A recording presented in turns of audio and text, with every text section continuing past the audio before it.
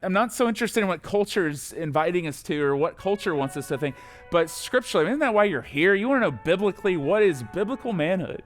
2 Timothy chapter 2 is a powerful kingdom metaphor. Why don't we just all say and read this verse together? No one serving as a soldier gets entangled in civilian affairs, but rather tries to please his commanding officer.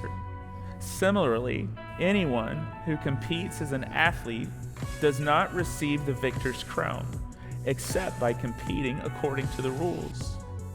The hard-working farmer first to receive a share of the crops.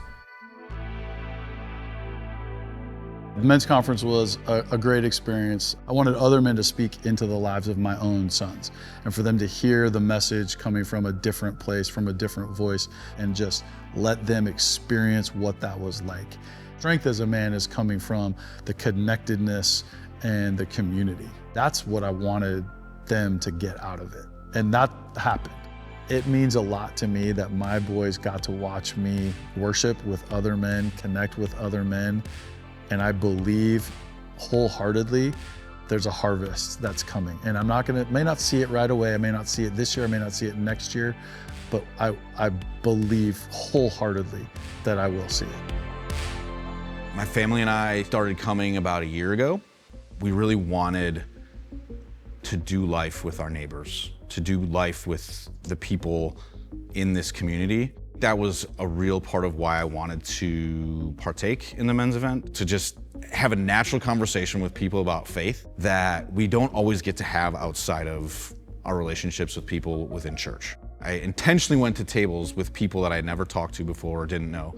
And you could tell people were there to meet each other. We were talking about stories, deep things that you wouldn't talk to somebody that you just met about. It was so incredible. And when you see other men be vulnerable, it's real. That makes a difference for us, having people around us that can speak faith into us. Strive for those relationships. Find the people around that you can really build your life with and walk the faith journey with. Growing up, I didn't have a father figure. My dad was abusing drugs, alcohol. There was physical, verbal abuse in my home.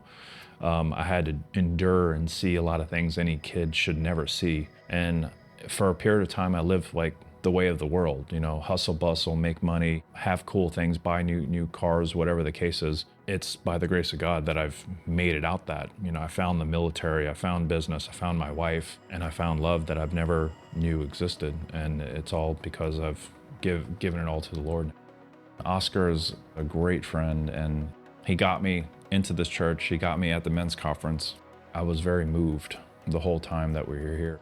And then he actually came up to me and he's like, "Hey, you getting baptized, right?" And I just feel God speaking to me. It's like, it's time for you to fully surrender as a willful adult. It's taken a lot for me to get to where I'm at. And it's because of men like him, I've been able to step into this new light in alignment of what I'm doing here in my life. God has a plan for you, and he has love for you, and his arms are wide open. There's men and women here in this church that are incredible stewards of what God has in store for us, and they're friendly, they're willing to meet you where you're at and help you to where you're trying to go.